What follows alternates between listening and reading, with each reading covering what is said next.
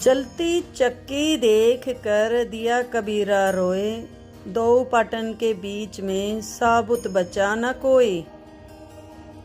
पानी केरा बुदबुदा आसमान उसकी जात, एक दिन छिप जाएगा जो तारा प्रभात। अमर करूँ सतलोक पाठ पठाऊं, ताते बंदी छोड़ कहाऊं।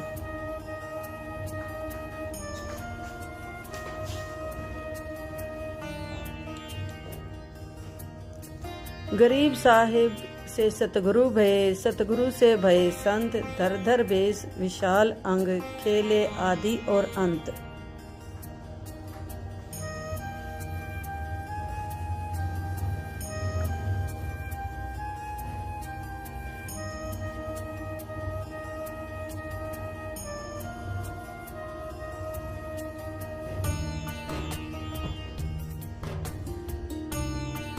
सांस सांस सुमिरन करो, सांस व्यर्थ ना जाए। न जाने कब सांस सांस में अंतिम क्षण आ जाए। सत साहिब संत रामपाल जी महाराज की जय। कबीरदास महाराज। बोलो सतगुरुदेव की जय।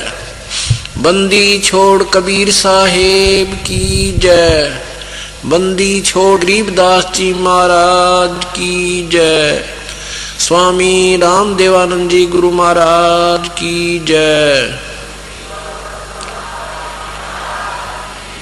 सर्व संतों की जय, सर्व भक्तों की जय, धर्मी पुरुषों की जय। श्री काशी धाम, श्री छुड़ानी धाम की जय। श्री करोथा धाम। सत साहिब। गरीब नमो नमो सतपुरुष को, नमस्कार गुरु की नहीं। सुर नर मुनि जन साधवा, संतों सर्वस दीन नहीं। सतगुरु साहिब संत सब डंडो तुम प्रणाम। आगे पीछे मध्य हुए तिनको जा कुर्बान। निराकार निर्विषम, काल जाल भयबंधनम। निर्लेपम निज निरगुणम, अकल अनुप बेसोन दुनम। सोहम सुरति समाप्तम, सकल समाना नीरतल। उज्ज्वल हिरंबर हरदमम, बेपरवाह था है वार पार नहीं मध्य तम। गरीब जो सुमर सिद्ध होई, गणनायक गलता ना करो अनुग्रह सोई। पारस पद परवाना, आदि गणेश मनाऊं। गणनायक देवन देवा, चरण कमल लोला। उनको इतना भी ज्ञान है कि कौन भक्त आए हैं और कौन नहीं आए हैं, किन कारणों से नहीं आ पाए। तो ये कुछ समय होता है, कुछ ईश्वर की तरफ से परीक्षा होती है, परमात्मा की तरफ से, कि इतनी मेहनत करने के बावजूद भी इस भगत के अंदर, इस पुण्यात्मा के अंदर इतनी उत्सुकता उत्पन्न हुई है कि नहीं हुई है कि 100 काम छोड़ करके भी मैंने सत्संग में जाना चाहिए। इतना सत्संग सुनने के बाद इस जीव आत्मा को इतना ज्ञान अवश्य हो जाना चाहिए कि जिस प्रकार हम अपने पेट भरण के लिए, अपनी रोजी रोटी के लिए, चाहे मजबूरी समझो चाहे जरूरी समझो, हम उसको दुख या सुख पा करके अवश्य करते हैं। जिस प्रकार आज कितनी ठंड है और कल भी बहुत सर्दी थी, और इस समय में ऐसे भी भक्तजन होंगे जमींदार जिन्होंने बेचारों ने रात्रि में पानी दिया होगा अपनी फसल में, नहर से या ट्यूबवेल से, जबकि हम सर्दी के अंदर अपने घर में बैठकर भी रजाई का प्रबंध किया हुआ था और कोशिश ये थी कि कोई हीटर भी लग जावे कमरे में तो गर्मी महसूस हुआ, नहीं तो सर्दी बहुत ज्यादा है। और वो बेचारे घुटनों तक पानी में, ऊपर से शीत लहर, और वो उस पानी के अंदर, उस सर्दी के अंदर ऊपर से थोड़ी थोड़ी बूंद भी आ रही थी, बारिश भी हो रही थी। ऐसे समय में वो भक्त, वो ज्ञानी जीव सत्य अपने खेत में खड़ा हुआ था। वो ज्ञानी क्यों है कि उसने इस बात का पूर्ण ज्ञान है कि अगर आज मैं पानी देने नहीं जाता हूं तो मेरे बच्चे भी भूखे मरेंगे और हम भी भूखे मर जाएंगे और हमारा बहुत नुकसान हो जाएगा। ठीक इसी प्रकार सत्संग सुन लेने के बाद हमारे अंतःकरण में यह बात अवश्य घर कर जानी चाहिए, इतना पक्का विश्वास हो जाना चाहिए कि यदि हम सत्संग में आज नहीं जाते हैं, ये कोई रोज रोज नहीं हुआ करते, साल भर में मुश्किल से हमें कोई ऐसा समागम जिसमें परमात्मा की वाणी को विस्तृत जानकारी दी जाती है, खोल कर सुनाया जाता है। उस जमींदार की तरह इतना दृढ़ निश्चय जिसको अजर विश्वास कहते हैं, एक तो होता है निश्चय, एक होता है विश्वास, और तीसरा गरीबदास जी महाराज कहते हैं जरना होता है। जिसको जरना हो गया वो बेचारे आज सैकड़ों किलोमीटर से चलकर इसी सर्दी में अपने बच्चों समेत आज सच्चे दरबार में उस परमात्मा की रजा का लाभ उठा रहे हैं। और जिनको इस बात का ज्ञान नहीं हुआ अभी तक, उनको जरना नहीं हुआ। विश्वास तो है कि भगवान के नाम के बिना गुजारा नहीं है, इतना विश्वास है। वो बेचारे ये सोच लेते हैं चलो घर में कर लेंगे अपना, कोई बात नहीं, आज सर्दी है, कल धूप निकल आओगी तब चल पड़ेंगे, वो भी चोखा। लेकिन जरना जिसका हो गया भाई बात बनेगी उसकी। कहते हैं कि जयदेव मुख से ना कही हुई तीन लोक में गाज, और जरना ऊपर होते हैं ये सकल संपूर्ण काज। जब जरना हो जाएगा, जब विश्वास हो जाएगा, तब हमारे कार्य पूर्ण रूप से सिद्ध होंगे। तो आज जो सत्संग में आए हैं इस ठंड के अंदर, ये 13 दिसंबर और ये ठंड, और उसके बावजूद भी आप सत्संग में आए हो, तो यही कहा जाएगा कि आपको जरना हुआ है ईश्वर के बारे में, परमात्मा की बात का जरना हुआ है कि इसके बिना गुजारा कतई नहीं है, और ये है भी सत्य और रहेगा भी सत्य। जिन्होंने महाराज गरीबदास जी कहते हैं कि समझा है तो सिर धर पा, भाई बहौर नहीं है ऐसा दाव।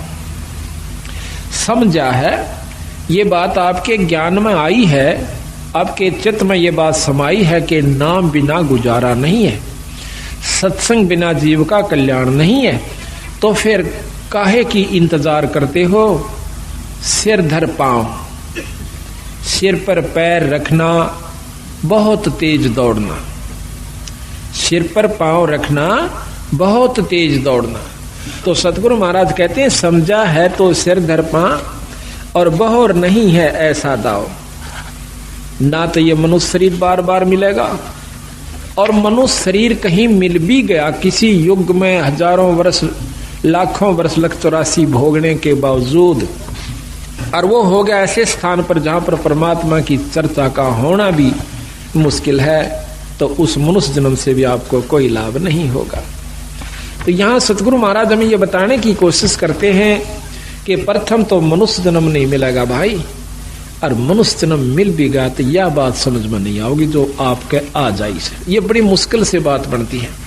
पता नहीं कितने सत्संग सुनने से इस बात का अंतःकरण में कुछ थोड़ा सा विवेक बने से कि भगवान के नाम के बिना भाई को नहीं गुजारा, क्योंकि सभी संत प्रमाण देते हैं और बार बार हमें बताने की कोशिश करते हैं कि नाम के बिना जीव का गुजारा नहीं भाई, और नाम मिले सत्संग से, और सत्संग से हम विमुक्त तो को नहीं बात बने। तो सत्संग में आइए और ऐसे आइए जैसे सिर धर पांव, सिर पर पांव रख के भागना, बहुत तेज दौड़ना। कबीर साहब कहते हैं कि मानुष जन्म दुर्लभ है, या देहे न बारंबार, और तरवर से फल झड़ पड़ा, यू फेर ना लागे डार। एक बार एक फल या पत्ता कहिए वृक्ष से एक बार झड़ जाता है, दोबारा उस पर नहीं लगेगा। ठीक इसी प्रकार संतों ने इस मनुष्य जन्म को बताया है, एक बार आपके हाथ से छूट गया भाई फेर नहीं मिलेगा। इससे पहले पहले आप आने से बहुत कुछ लाभ उठाना है, वो आप कीजिए। तो इसकी जानकारी कहाँ से होती है? सत्संग से होती है। आज आपका सौभाग्य है कि आप सत्संग में आए हो।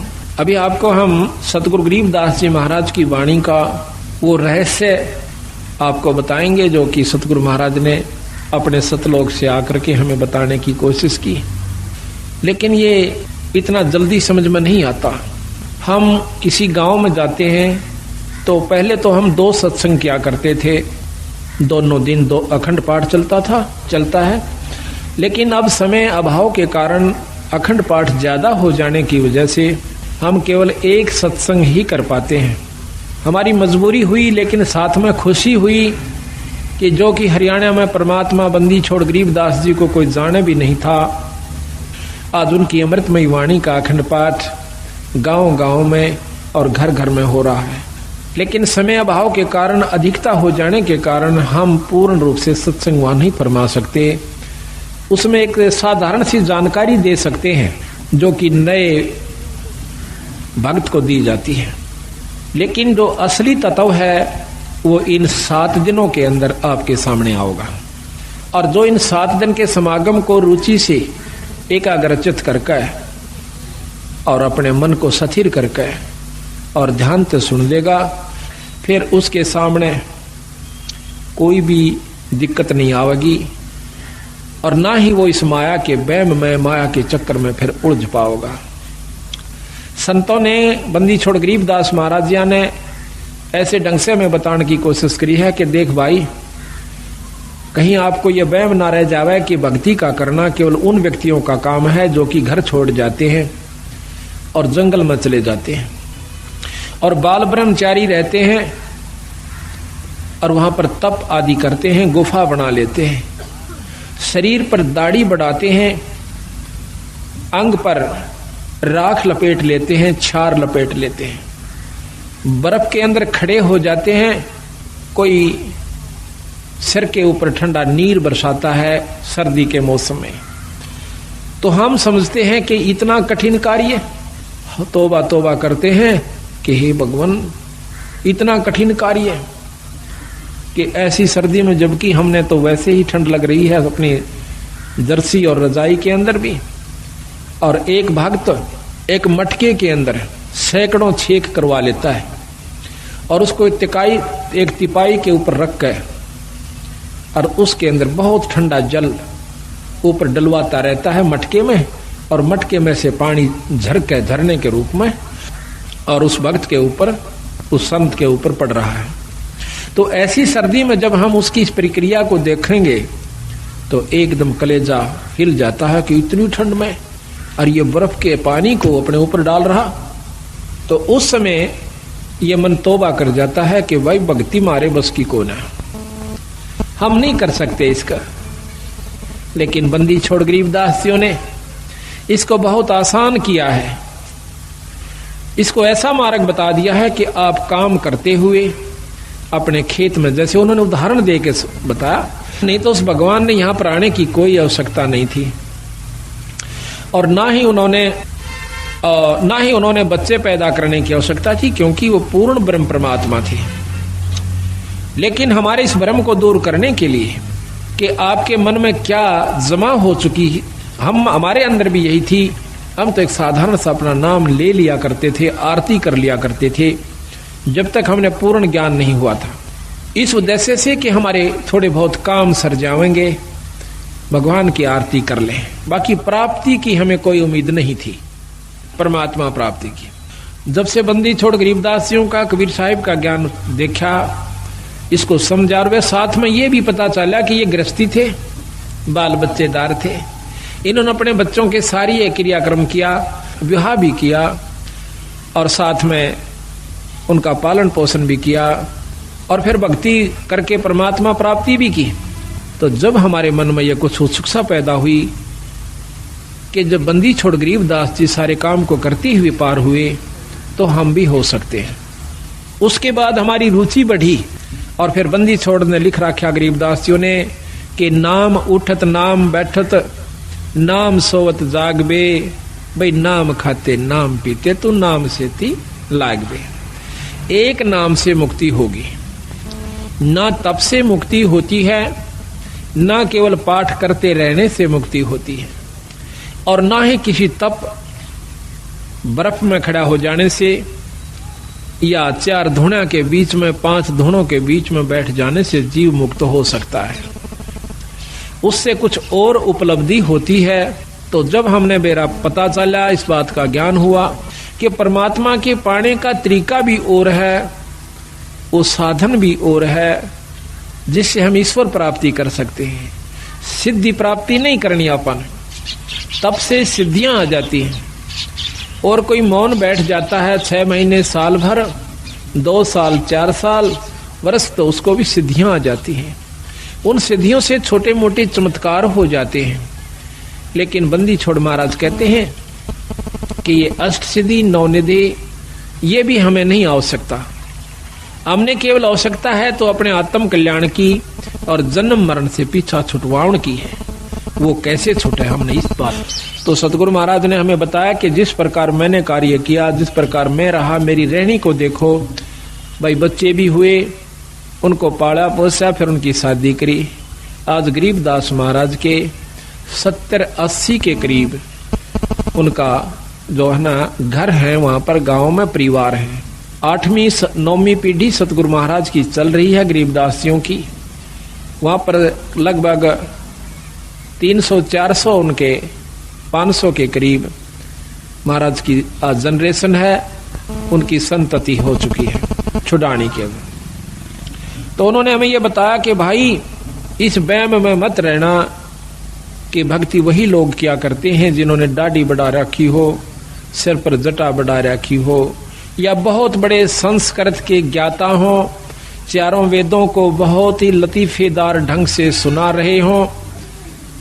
बंदी छोड़ महाराज कहते हैं ये अलग वस्तु है, वो अलग वस्तु है। परमात्मा पाना ये अलग वस्तु है, ये साधन भी नाराज है। एक समय की बात है, एक राम राय नाम का एक पंजाब का बहुत बड़ा रईस आदमी वासियर गांव के अंदर रहता है। था लुधियाना के पास एक वासियर गांव है। तो वहां पर गरीबदास जियों का एक शिष्य सुबह के समय ब्रह्म मुहूर्त में, यानी सूर्य निकलने से पूर्व थोड़ा सा पहले, एक कुएं के ऊपर स्नान करके वहां पर गरीबदास महाराज का नित्य नेम कर रहा था, वाणी को उच्चारण कर रहा था बहुत ही सुरीले ढंग से। और वो राम राय सुबह सुबह घूमने के लिए गया था। अब पंजाब के लोग जो हैं पूज्य श्री नानक साहिब की कृपा से वाणी के बहुत मर्मज्ज हैं। वाणी को, संत वाणी को बहुत प्यार करते हैं। एकमात्र अगर कोई सृष्टि में ग्रंथ है तो सिख धर्म का है, जिसने उसमें उन्होंने किसी मजहब को या धर्म को नहीं अपनाया। सिख कोई धर्म नहीं है। सिख नाम सिस का होता है, हिंदी में उसे सिस कहते हैं और पंजाबी में सिख कहते हैं। सिख कोई मजहब या धर्म नहीं है। आज जो सिख परंपरा के अंदर उन्होंने जो ग्रंथ साहिब बना हुआ है, उसके अंदर 39 संतों का समूह वाणी है, संग्रह वाणी है। 39 संतों की न्यारी न्यारी उनकी वाणियां हैं। तो उसमें वो भी संत हैं जो राम, भगवान, कृष्ण आदि के उपासक थे। नामदेव जी, श्री तुक्का जी और श्री ज्ञानेश्वर जी, ऐसे बहुत से संत हैं। मीराबाई जी, धन्ना जी, उन सब संतों का की वाणी, उनका एक समूह जो है संग्रह ग्रंथ है। तो उसके अंदर सभी संतों की वाणियां हैं, उनका ज्ञान है, अपना अपना मार्गदर्शन है। बड़े आदर से उनका पाठ करते हैं। और सुबह सुबह उठकर कम से हर गांव में गुरुद्वारा है। गुरुद्वारा हमने एक मान रखा है कि वो केवल सिखों का ही होता है। हाँ, होता तो सिखों का है। सिख माने शिष्य, वो शिष्य का होता है। लेकिन कोई शिष्य हो, शिष्य के क्या लक्षण होते हैं, उसने क्या बुराइयां त्याग देनी होती हैं, ऐसे ऐसे जो सब जिसमें गुण हैं, तो वो शिष्य है।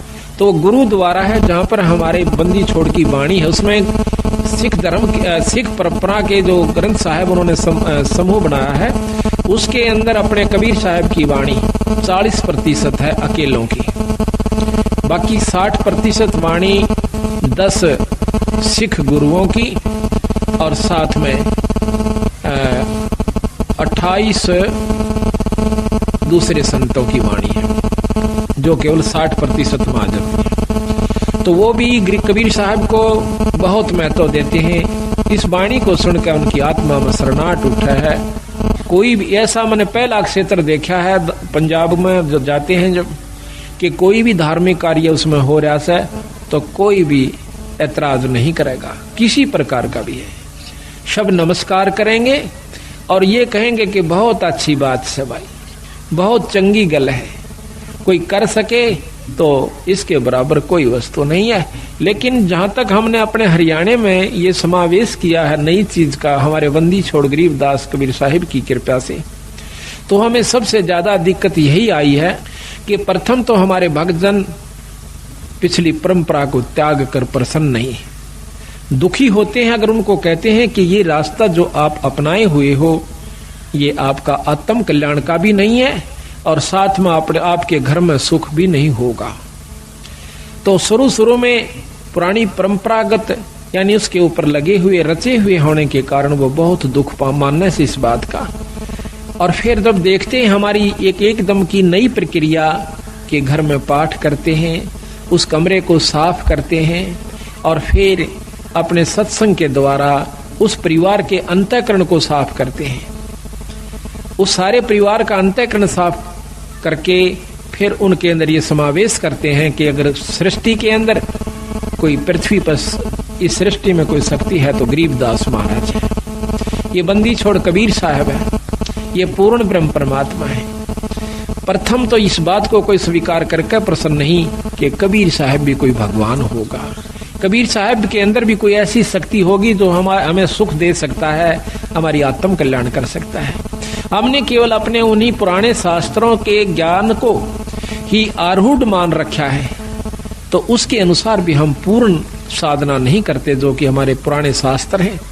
वो भी आखिर में हम कहाँ आगे देखा देखी जैसे भी अपनी साधना, कोई आठम, कोई छठ, कोई चौथ, कोई पांचम, कोई ग्यास, कोई द्वादशी, एकादशी, इन्हीं को माउस पूर्णिमा को पूज पाज करके और धाम स्थान पर किसी भी धाम पर जा करके अपना मत्था साल भर में एक बार टेक करके अपनी आत्माओं को ये प्रसन्न मान लेते हैं, हम खुश हो जाते हैं कि हमने बहुत कुछ कर लिया।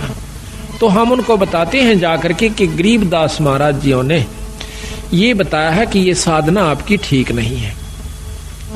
तो इन बातों को सुनकर जो समझदार होते हैं वो तो नजदीक लग जाते हैं, जो अनजान होते हैं वो बल्कि नाराज हो जाते हैं कि ये तो हमारी पुरानी परंपरा को खत्म करना चाहते हैं। देखो समय अनुसार हमने बदल भी जाना चाहिए। जैसे पहले हम हाथ का गंडासा होता था, सानी काटने का यानी कुट्टी करने की जो मशीन है वो हाथ से, पहले पुराने समय बताते हैं कि एक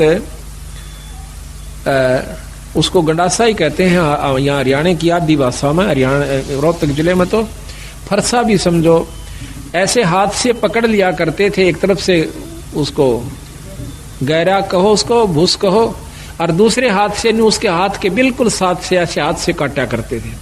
हमने खुद देखे हमारे दादाजी काटते हुए, वो सुबह उठ जाया करते 2 बजे 3 बजे और कटाए कट शुरू में और काट कर ढूला दिया करते। फिर वो दूसरी मशीन चली जो हाथ से घुमा करके और 2 फरसे उसमें होते हैं, उसने काटने की चली। अब वही मशीन के ऊपर एक मोटर भी रख दी गई बिजली की, जो कि मिनटों में काट देती है बहुत सुविधा के साथ।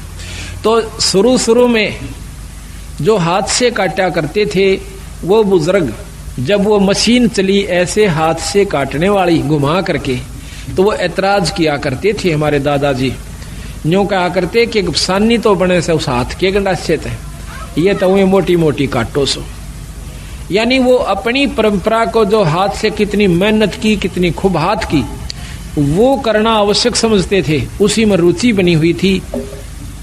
और फिर उसके बाद जब मशीन चल गई, मोटर चल पड़ी, तो आज कितनी सुविधा होगी। अब कोई कहे कि नहीं हम तो अपनी उस परंपरा ने को नहीं छोड़ा जो हाथ से काटा करते जो दा के साथ, तो वो गलत है, उनको ज्ञान नहीं है। ज्ञान होगा जब आप सत्संग को सुनोगे, सत्संग सुनने से फिर इसको करके देखोगे जैसे हमने आपको बताया है, तो फिर क्या होगा, फिर आपको घर में भी सुख महसूस होगा। एक परिवार के अंदर लगभग 2-2, 3-3 व्यक्ति बीड़ी और दारू पिया करते थे। 4-4 भी भाई सारे पिया करते थे। जब सतगुरु महाराज की वाणी सुनी कि कितना दुख होता है, कितना उनको कष्ट होगा जो आज हुक्का शराब आदि प्रयोग करते हैं, 184 में चले जाएंगे। एक बार सुना, दूसरी बार सुना, तीसरी बार सुनकर उन्होंने प्रण कर लिया कि आज के बाद हम बीड़ी शराब मांस तंबाकू प्रयोग नहीं करेंगे। तो इसी प्रकार मैं कहना ये चाहूं था कि बंदी छोड़ गरीबदास महाराज की जो वाणी है, ये यहाँ हरियाणा में प्रवेश करने में हमें बहुत दिक्कत आ रही है, लेकिन उसके बावजूद भी प्रोग्रेस इतनी आवश्यकता से अधिक होगी, उम्मीद से भी ज्यादा होगी। उम्मीद नहीं थी कि ये भक्तजन इतने जल्दी से इस बात को समझ लेंगे। पर बंदी छोड़ गरीबदास महाराज ने अपनी पूरी शक्ति का प्रयोग किया है। कबीर साहब ने अपनी पूरी रजा बख्श के दिखाई है कि ये काम मैं कर सकता हूं, जो ये कहने लाग रहे से, जो आपको ये रोजाना बताते हैं, ये कार्य मैं कर सकता हूं, और वो करके दिखाया है। जब इन भक्तों को यह बात समझ में आई है कि कबीर साहब भी कोई परमात्मा शक्ति है। यहाँ पर भी आपको मैं सैकड़ों आए हैं, पर इनमें ते सारे के सारा के घर में जो सुख हो रहे हैं ये अपने मुंह तो बता सकते हैं जब से सतगुरु शरण में आए। लेकिन 1-2% जिनको लाभ नहीं प्राप्त हुआ, उसके पीछे रहस्य बताया कबीर साहब ने कि कबीर सतगुरु के दरबार में भाई कमी काहे की ना, और हंसा मौज नहीं पावता तेरी चूक चाकरी में। अगर तुझे पूर्ण लाभ पूर्ण मौज भगवान नहीं बख्श रहा है कबीर साहब, तो तेरी चाकरी में, तेरी सेवा के अंदर अभी बहुत कमी है, अपनी बहुत कमी है तेरे अंदर। नहीं, जब 98 व्यक्तियों को परमात्मा पूर्ण लाभ दे रहा है, बंदी छोड़ दर्शन दे रहा है, और उनको वो झलक नजर आ रही है जो वर्णन करते हैं हम रोजाना, तो आपको नहीं आई तो भाई आपकी चूक चाकरी में, आपकी कोई सेवा में कमी है, आपके कोई नियम में कमी है, आप में भी कोई अहंकार अभिमान बकाया है। तो सतगुरु महाराज को अहंकार तो लेस मात्र मान में, म्यान कहते हैं तलवार का जो ऊपर का कवर होता है, उसके अंदर 2 खड़ग 2 तलवार नहीं समा सकती, किसी रूप में भी नहीं समा सकती। इतना इम्पॉसिबल असंभव कार्य है कि राख्या चाहे पिया चाहे प्रेम रस, और राख्या चाहे मान, एक म्यान में 2 खड़ग, भाई देखी सुनी ना कान है। तो अहंकार तो एक लेश मात्र भी ईश्वर को पसंद नहीं है, और जिनमें अहंकार नहीं रहा उनको परमात्मा का दीदार हुआ, दर्शन हुआ, आत्म कल्याण हुआ। और इसमें के लगे है अहंकार को तोड़ने में, कुछ नहीं लगता, बस थोड़ी सी कसर से, थोड़ा सा सावधानी की आवश्यकता है, थोड़े सी विवेक की आवश्यकता है इसके अंदर। आज हम मनुष्य शरीर में है, ये माटी का पुतला और खाक में मिल जाएगा 10-20 साल के अंदर अंदर। और फिर हमारे ऊपर महाराज ने लिखा है कि कबीर काहे गर्भियो और ऊंचा देख आवास, और काल पड़े भू लेटना तेरा ऊपर जामे घास। कल तो जमीन पर जाकर पड़ना होगा, और वहां फूक फाक के थोड़ी सी राख हो जाएगी, और उसके ऊपर फिर तेरा घास जामेंगे। तो इस प्रकार इस अहंकार ने, जैसे आज हम पशु बन जाते, शरीर छूटेगा ये भी पक्का है, और छूटने के बाद फिर पशु जुन्नी में जाना होगा, जिसमें नाम नहीं लिया जिन्होंने, और विकार किए बीड़ी शराब मांस तंबाकू प्रयोग करते रहे, उनको 184 प्राप्त होगी। फिर जिन भक्तों ने नाम भी ले लिया और अपना धर्म पुण्य भी कर रहे हैं, और फिर भी अभिमान रह गया, तो फिर भी आप 184 में जाओगे। वो दूसरी बात है कि आपकी की हुई कमाई परमात्मा अवश्य देगा आपको। फिर ना जाने 1000 वर्ष में सूत बैठे, फिर ना 10,000 वर्ष में सूत बैठे, ऐसे सत्संग का कि जिसमें आज आपको पूर्ण ब्रह्म परमात्मा के बारे में जानकारी दी जाएगी। तो 184 के अंदर हम कुत्ते बनते हैं। प्रथम जीवन कुत्ते का ले लो, स्वान का, जो कि बहुत आसपास हमारे होता है, और फिर उसके कष्ट पे जरा सा दृष्टि घुमा कर देख लो, बस ज्यादा नहीं। कल हमने देखा रात्रि में इतनी ठंड थी, और एक कुत्ता इस गली के अंदर है, बाहर पड़ा बेचारा, और ऊपर से उसके खांसी होगी, एक मिनट भी उस कुत्ते को खांसी से चैन नहीं थी। अब देखियो, पहले तो जन्म कुत्ता, ऊपर से ये खतरनाक रोग उसको लग गया। फिर कोई टांग तोड़ दे, आम कुत्ते के पैर में लंग पावेगी। क्यों पावेगी? कि उसका कोई ना कोई डला, कोई लठ या कोई पहिया उतर जाएगा, क्योंकि बिचारे बैठे वो पिछला अहंकारी जीव था। उसने कोई नो कहते न थोड़ा इधर वाले कौन होता, अभिमान रखा करता था। और आज अभिमान उसमें जोका तू है, अपने अहंकार वश बिचारे बैठेगा और बिल्कुल ऊपर गाड़ी चढ़ हो लेगी जब थोड़ा सा सरकेगा एक तरफ में। वो पिछला जो उसके अंदर बदमाशी थी वह अब भी मौजूद है। कई कुत्ते ऐसे देखें कि जीप ऊपर चढ़ हो जाएगी जब थोड़ा सा हलते हैं, तो उस कष्ट के कारण, उस अहंकार के कारण उसने कितना भारा दुख मोल ले लिया। तो इन बातों ने याद रखेगा जो भगत, तो उसको कोई भी अहंकार नहीं रहेगा। अब हम सत्संग में यही सिखाते हैं। आप अपने घर में आजकल ऐसा कोई भी नहीं रहा जो डबल बेड ना ले रहा हो, और डबल बेड के ऊपर गद्दा भी बहुत मोटा हो से, और अच्छी बढ़िया आज वस्त्र भी आप लिए हुए सो। तो हम आपको यहाँ ऐसी असुविधा देने की कोशिश करते हैं जो ज्यादा भी ना हो पर सुविधा भी ज्यादा ना हो। इसका कारण ये भी है कि आपके मन में वो अहंकार रूपी राक्षस बना ना रहे। जहां स्थान मिल जाए वहीं बैठ जा, चाहे नीचे मिलो, चाहे ऊपर मिलो, चाहे बोरी मिलो, चाहे कोई वैसे साधारण दरी मिलो। तो हम उस समय ये देखकर इस पर बैठ जाते हैं कि भगवान के दरबार में और काहे का मान। कबीर साहब इसके बारे में कहते हैं कि कबीर सत्संग में जाकर और गुरु से चावे मान, वो नर नरक में जावेंगे, युग युग बने समान। जो सत्संग में जाकर और गुरुओं से मान की इच्छा रखता है कि हमने अच्छे स्थान पर गुरु आनंद नहीं बिठा, हम जानबूझ कर अवॉइड करते हैं उनको अच्छे स्थान पर बैठाने की, क्योंकि ये अंतःकरण हमें, क्योंकि समय समय पर ये चेक करना पड़े से कि इसमें भी वह बीमारी बकाया सैक नहीं है। पहले जब नाम उपदेश दिया करते थे संत जन, जल्दी से उपदेश नहीं दिया करते, परीक्षा लिया करते थे। एक राजा ने राज त्याग दिया, संतों के कहने से, सुनने से, सत्संग को सुनते हैं। तो उसने जब राज वो नाम लेने के लिए जाता है एक सत्संग सुनकर, तो वो गुरुदेव कहते हैं कि राजन आपको नाम नहीं मिला है। काहे को महाराज, मुझ दास में ऐसी कौन सी कमी है? कहने लगी राज के अंदर आप भक्ति नहीं कर सकते, आप में मान सतावेगा, अहंकार जमा हो जाएगा और बड़े बनाए खेल को आप सर्वनाश। उसने एक बार आग्रह किया, 2 बार किया, घर चला जाता है, राज त्याग दिया। राज त्याग करके महाराज के पास आता है कि महाराज मैंने राज त्याग दिया, ये सतगुरु उपदेश दे दो महाराज, क्योंकि आत्म कल्याण का जिसको चसक पड़ जाएगी, जिसको ये दुख दिखने लगेगा, दिखाई देगा, तो वो इस काम को कर सकता है। महाराज कहते हैं गरीब तन मन धन सब अर्पिए, गरीबदास जी महाराज कहते हैं कि गरीब तन मन धन सब अर्पिए, भक्ति मुक्ति के काज और जिनके उर्म बंदगी, यू के इंद्र का राज।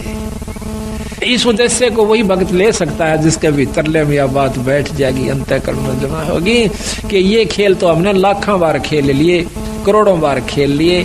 बच्चों का पैदा करना, उनको पाल पोस कर ब्याह शादी कर जाना और फिर मर जाना, फिर कुत्ते गधे कुत्तिया बन जाना, ये खेल तो बीरा संखों बार खेला पाने। पर ईब जो खेल खेलना से वो खेल के दिखाओ। अब ये खेलन का समय आ गया, आप सेलेक्ट हो लिए, बंदी छोड़ के खाड़े के पहलवान सो, अरीब उस पहलवान वाला काम करके दिखाना चाहिए। तो वो छोड़ कर चला गया, कहने लगा सतगुरु मैंने तो राज छोड़ दिया। और वाह भाई वाह, छाती से लगा लिया संतों ने। महाराज मैंने उपदेश दे दो कि बेटा 1 महीने के बाद आना और पश्चिम दिशा में चले जाओ। वो चला गया। 1 महीने के बाद आता है तो रास्ते में आ रहा था, उसका पैर कीचड़ में भर जाता है और साथ से एक पशु जा रहा था, उसके छींटे लगकर उसके जो पैरों में उसने पहन रखा था कोई पजामा वगैरह या कोई वस्त्र धोती, उसका छींट लग जाती है। उसको उसने 3-4 गालियां सुना दी। वो जो आ रहा था और साथ में एक शिष्य और सतगुरुओं का आ रहा था। तो उसने देखा कि जब वो सत्संग में प्रवेश किया महाराज के आश्रम में, तो उसने वो अपने एक नलके पर या कुएं पर वो कपड़े साफ किए, थोड़े थोड़े पानी लगा करके थोड़ा थोड़ा उनको साफ किया, पहने पहने। तो गुरुदेव ने पूछा, तो और भक्त आया था, वो आके कहने लगा महाराज जी ये कौन है वो कपड़े साफ कर रहा? कहने लगा ये भाई बहुत बड़ा राजा था, इसने राज त्याग दिया परमात्मा पाने के लिए। कहने लगा जी त्याग गया कुछ नहीं बताई। क्यों भाई? कि इसके ऐसे ऐसे छींटे लगे, गालियां मंड रहा था उसको। अच्छा अरे वाह भाई, चौखा ने बता दिया मेरे को। वो आके लंबी डंडौत करी, ओहो आओ भगत जी, राजा जी आगे। राजा कहा जब खुश हुआ, आओ राजन बैठो। बड़ा प्रसन्न हुआ, बैठ के सतगुरु उपदेश दे दो। अग बेटा अभी तो 1 साल के बाद आना। भोजन पाया, उठ के चला गया। 1 वर्ष के बाद फिर आता है, वापस आकर के अब सतगुरु ने पूछा कि देखना कि आज वो आएगा। दिन रख दिया कि उस दिन आना और इस समय आना। ऊपर से एक भंगण को, जो उनकी शिष्या थी, उसको कहा कि जब ये व्यक्ति आवे इसके ऊपर कूड़ा डाल देना छत से। तो वो ठीक समय पे घंटा आध घंटा इधर उधर वो ताक में रही, और ऊपर से उसने जब वो आ रहा था तो उसके ऊपर कूड़ा डाल दिया। कूड़ा डालते ही वो, हाँ जब उसने पूछा था सतगुरु मुझे नाम क्यों नहीं मिलेगा, कहने लगा भाई आपने ये कीचड़ लगा जब उसको गालियां दे दी जिसकी भैंस पशु था साथ में। ऐसा नहीं करना चाहिए, संत के अंदर ये गाली देने का स्वभाव नहीं होना चाहिए, इसने जीवित मरना होगा। तो उसने ये ख्यास रखी कि भाई आज के बाद मैं गाली नहीं दूंगा किसी को। तो देखा ऊपर से जब कूड़ा उसके ऊपर पड़ जाता है, तो एक बार क्रोध से देखकर कहने लगा अगर मैं राजा होता, इतना कह गया बस चुप हो गया, गाली नहीं दी।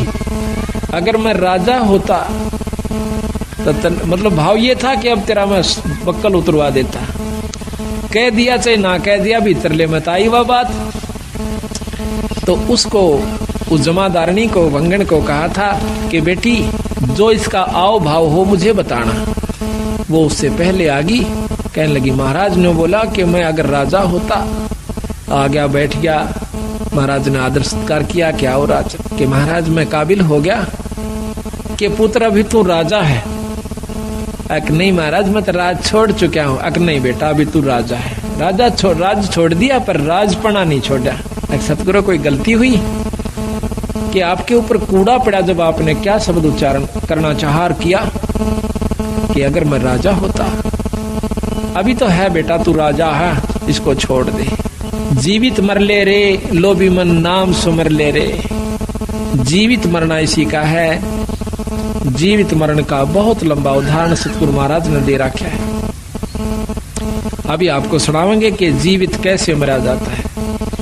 ईख का उदाहरण दिया कबीर साहब ने कि नो जीवित मरा करें, और फिर उसका कीमत बनती है। जमीन का उदाहरण दिया कि धरती कभी मुंह से नहीं कहती, चाहे कोई बिस्टा डालो, चाहे उसमें कोई आम लगाओ, चाहे अंगूर लगाओ, बगीचा बनाओ, चाहे वहां पर चूल्हा चौका कर लीजिए, वो कभी ऐतराज नहीं करती। इसी प्रकार संत स्वभाव होता है, चाहे कोई गाली दे, कोई मीठा बोले, अपने अंतःकरण के अंदर द्वेष पैदा नहीं कर। ये सतगुरु मैं कब आऊं कि साल भर के बाद आना बेटा। 1 वर्ष के बाद निश्चित समय पे वो फिर आवस। तो उस समय ऊपर से चौड़ा भर के डालना था। उस भंगण को कह दिया एक और व्यक्ति को कि ऐसे करना कि जब ये आवस के ऊपर गारा और पेशाब मिलाकर पशु का वो डाल देना। जब वो आ रहा था तो उसके ऊपर वो चौड़ा डल गया, ऐसे जैसे धोखे से। ओहो हो भाई मैंने ख्याल से नहीं करा, माफ करना। तो वो कहता है कि कोई बात ना बहन, ये तो माटी पे माटी पड़ी है, मिट्टी पे मिट्टी डाली है, कोई खास बात नहीं है। तो जब उसने आके बताया कि महाराज ऐसे ऐसे बोला, ने बोला ये अधिकारी हो गया।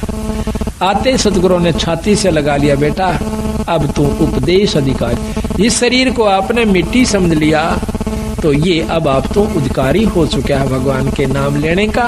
इब तू भगवान भजन जोगा होया से, इब नाम जपा कर। तो इसी प्रकार एक और उदाहरण दिया है, ये लंबा प्रकरण से। अभी हम उसका उसी स्थान पर आते हैं कि उस राजा ने राम राय ने जब वो सतगुरु गरीबदास महाराज की वाणी वासियर गांव के अंदर जिला लुधियाना पंजाब में सुनी, सुबह सुबह एकदम बंदी छोड़ गरीबदास जी की वाणी के अंदर वो आकर्षण है कि ये परमात्मा की वाणी है और आत्मा जो है ये उसका अंश है कबीर साहब का, गरीबदास जियों का।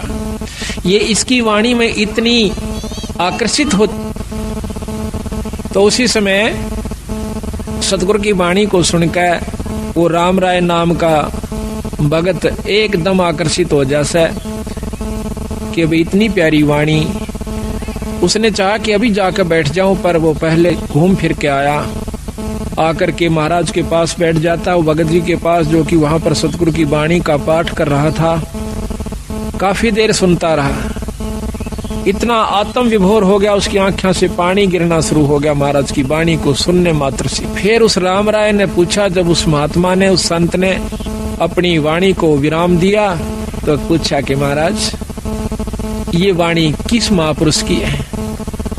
तो वो संत कहने लगा कि मेरे पूज्य गुरुदेव की है। आपके गुरुदेव जी का क्या नाम है? कि गरीबदास महाराज, गरीबदास बंदी छोड़। कहने के बंदी छोड़ किसे कहते हैं? महाराज ने लिखा गरीबदास जी ने कि अमर करूं सतलोक पठाऊं, ताते बंदी छोड़ कहूं। अमर करूं और सतलोक पठाऊं। सतलोक सचखंड नु कहंदे, वो पूछन लग गया, कहां जी? वो सचखंड और वही सतलोक। अमर करूं सतलोक पठाऊं, ताते बंदी छोड़ कहूं। इस काल से जीव न छुड़वाऊंगा, इस कर लिए मैं बंदी छोड़ कहलाता हूँ। कबीर साहब ने गरीबदासियों के बारे में उस भक्त ने जानकारी दी। उन्होंने पूछा कि वो संत अभी शरीर में है या नहीं है? तो वो संत कहता है कि महाराज अभी शरीर में है और छुडानी गांव के अंदर है, जिला रोहतक में, तहसील बहादुरगढ़ के पास। तो उन्होंने कहा कि मुझे पूरा पता लिखवा दीजिए। ऐसे संत के दर्शन करने चाहिए, ऐसे संत के दर्शन करने चाहिए, क्योंकि जिसको ज्ञान है वो कहता है, बंदी छोड़ कबीर साहब की वाणी में आता है, कबीर साध मिलन को चालिए तजमाया अभिमानी, जो जो पग आगे धरे वो सो सो यज्ञ समानी। कबीरा दर्शन साधु का साहेब आवया दे, लेखे में वो ये घड़ी भाई बाकी के दिन बाद। फिर कहते हैं कबीर साधु दर्शन राम का, मुख पे बसे सुहागे, दर्श उन्हीं को देते हैं भाई जिनके पूर्ण भागे। कबीर साहब गरीबदास ने लिखा है, गरीब जिन मिलते सुख उपजे, मिट्टे कोट उपादे, भवन चतुर्दश ढूंढियो भाई वो परम स्नेही साधे। जिनकी मिलन मात्र से इतनी खुशी होती है, कहते ऐसे संत को चाहे 14 भुवन में भी आप न किता मिल जाओ, वहां दर्शन करिए आइए। इस वाणी को उद्देश्य रखते हुए वो राम राय जी चल पड़ते हैं। गांव छुडानी में आए, आके छुडानी में पूछा कि गरीबदास महाराज कहाँ रहते हैं। गांव वाले कोई महाराज नहीं कहा करते बंदी छोड़ को, वो तो उस समय की बात है जो भगवान खुद आए थे। आज भी मेरे ख्याल में 90% व्यक्ति छुडानी के नहीं मानते गरीबदास जी, 90%। और उस समय तब मानता कौन होगा? तो बाहर के भक्त आए हुए थे। महाराज कहते हैं, लाल तो परखे जौहरी और सबदा परखे साध, और कबीर परख ले साधु ने ताका मता आघात। तो परमात्मा को परखना कोई बच्चों का खेल नहीं है, संत को परखना।